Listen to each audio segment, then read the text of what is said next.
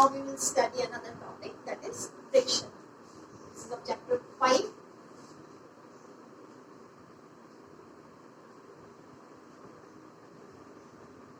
You have studied about friction in your class 9th also. So what is friction? That whenever we have a body on a surface and we apply some force, some opposite force which is parallel to the contact surface comes into play, which tries to oppose the relative motion of the body with the surface. So this friction force is represented here by small f. Now it comes into play when a force is applied on a body and it tries to stop the relative motion of the object. So just after the force is applied,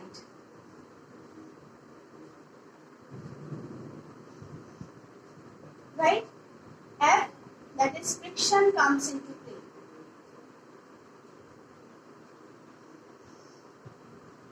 This is first important point.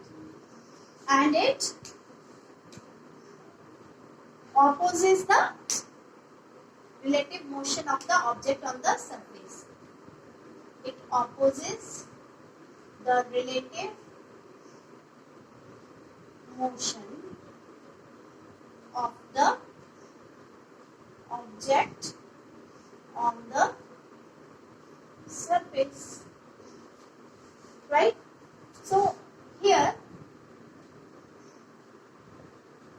well, just when the force is applied, initially what happens? This friction increases with increase in applied force to prevent motion. So what does that mean? That applied force is equal to friction force when the body is at rest. Right? That means as the force applied increases, the friction force also increases to stop the motion. And this friction force is called as static friction force, and in this condition the body is at rest.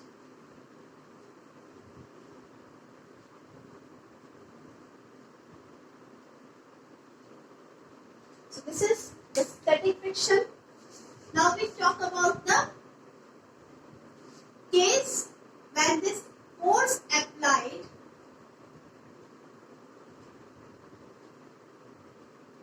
just exceeds the friction, right? So maximum static friction force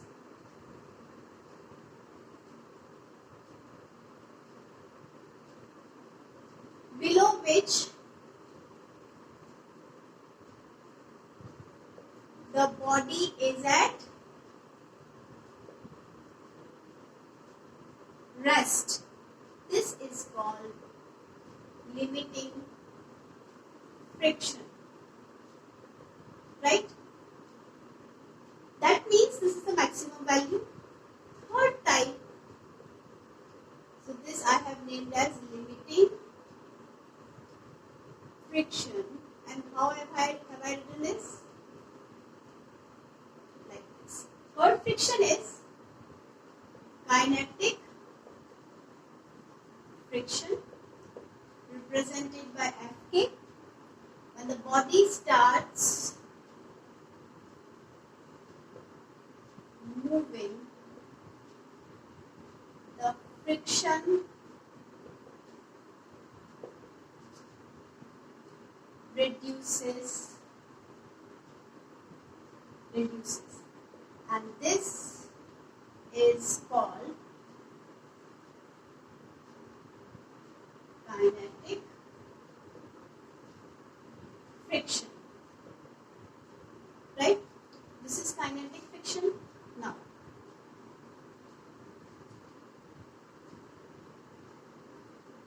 means the maximum friction is limiting. Okay, and this kinetic friction is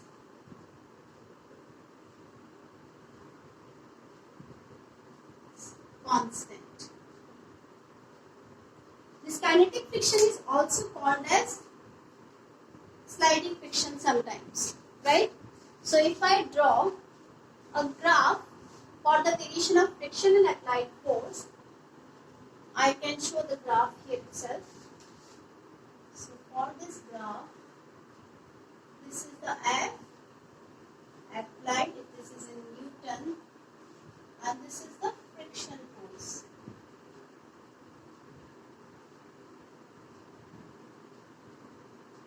So what will be the graph like? Initially, the friction force increases with the applied force, and this is equal to the applied force till the body, till the applied force exceeds the friction force. So at that point, this is the maximum, and then we have this constant friction, which is called as kinetic friction. So if I mark here, so this is the limiting friction, and up to here, this is static friction, and this is kinetic friction, right?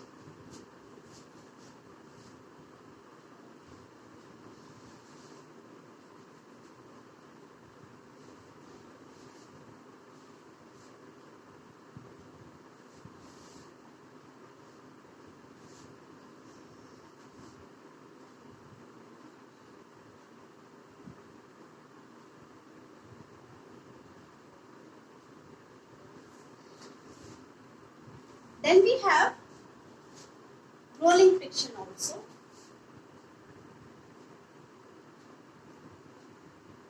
So rolling friction, what happens is that we have a body which is rolling without slipping.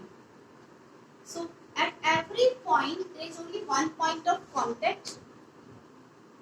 So this kind of different friction is applied over here, is applicable over here. So if we look at microscopically what is there, then this body creates some depression at the point of contact on the surface, due to which we need to apply some force to keep it in motion. So that's why some dissipative force is definitely acting in case of rolling also. So this rolling friction comes into play when the body is rolling without slipping, right?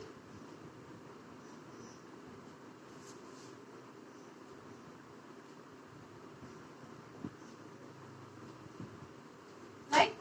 And this rolling friction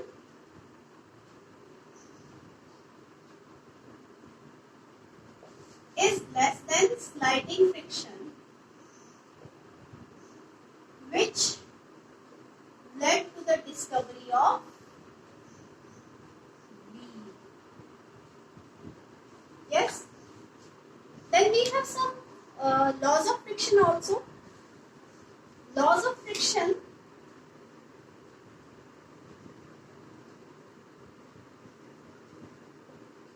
first is F is equal to mu R, where F is friction force, mu is coefficient of friction,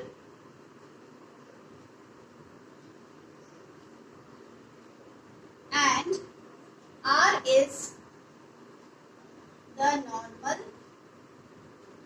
reaction. This is generally applied for the limiting friction and the kinetic friction, because we know that the static friction, we know when the body is not moving, at that time the friction force is equal to static friction. So remember this, that static friction is equal to applied when the body is at rest. Now second equation is Now if we have limiting friction, then we can write it, obviously this is max into R, and if we have kinetic friction, we can write it mu K into R. Yeah. Second law is that it depends on the nature of the surfaces in contact.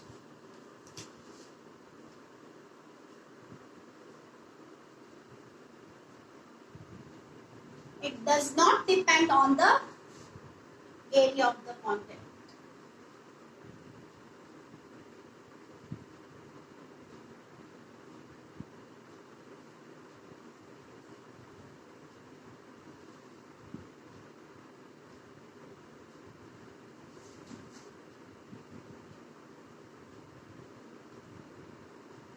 Okay. Then we have some points which I'll quickly take in short. See what friction is a necessary evil which you have studied in 9th standard.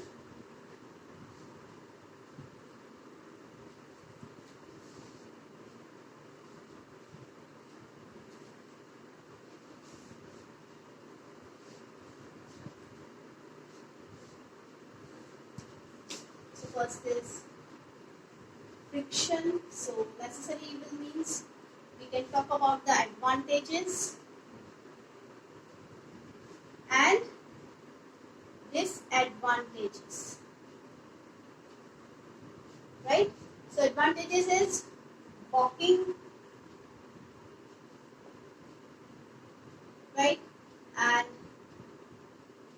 motion on curved path, right, and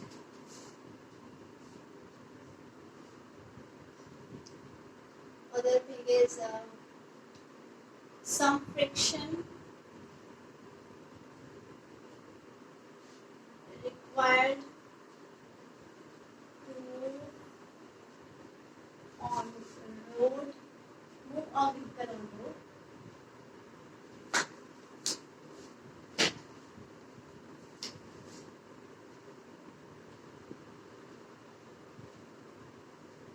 Therefore, treading of tires, treading of tires is done. What are the disadvantages? The biggest disadvantage is loss of energy, or you can say dissipation. Loss of energy means dissipation of energy. We can list many more, right? So friction results in heat. Then we can mark the ways of reducing friction. So ways of reducing friction is lubricants, ball bearings. This also you have studied in 9th standard.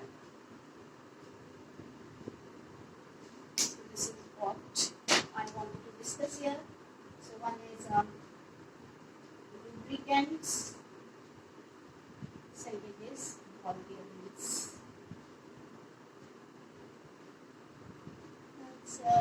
You can list many more. So this is what I wanted to discuss about the friction. Thank you and so have a nice day.